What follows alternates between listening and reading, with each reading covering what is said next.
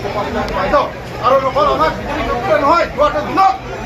অসম গণ পৰিষদ চৰকাৰ কংগ্ৰেছ চৰকাৰ 60 বছৰ আমাৰ মানুহক অকল ভোট বেংক ব্যৱহাৰ কৰিলে আৰু সেই একে নীতিকে বিজেপি চৰকাৰখনক কিন্তু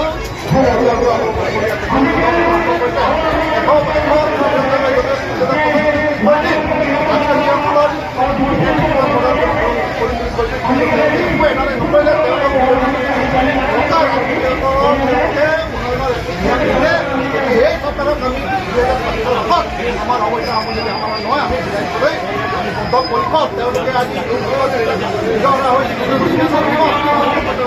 নিদিলে আদিবাসীসকলক নিৰাপত্তা নিদিলে হিমন্ত বিশ্ব শৰ্মাই কৈছে গাঁও বাগিচাৰ মানুহক নিৰাপত্তা দি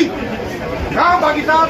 গাঁৱৰ মানুহখিনিক পুৰা নিৰাপত্তা দিব হিমন্ত বিশ্ব শৰ্মাই কিন্তু আজি স্পষ্ট কৰি দিব লাগিব আজি হিমন্ত বিশ্ব শৰ্মাৰ আমি পৈতৃক সম্পত্তি বিচৰা নাই জনজাতিকৰণ আমাৰ সাংবিধানিক অধিকাৰ এই অধিকাৰ আমি চাইছো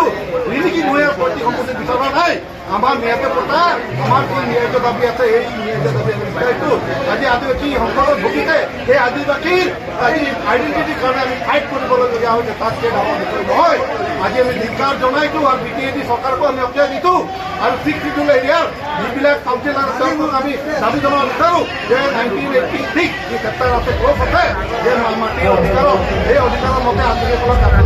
আছে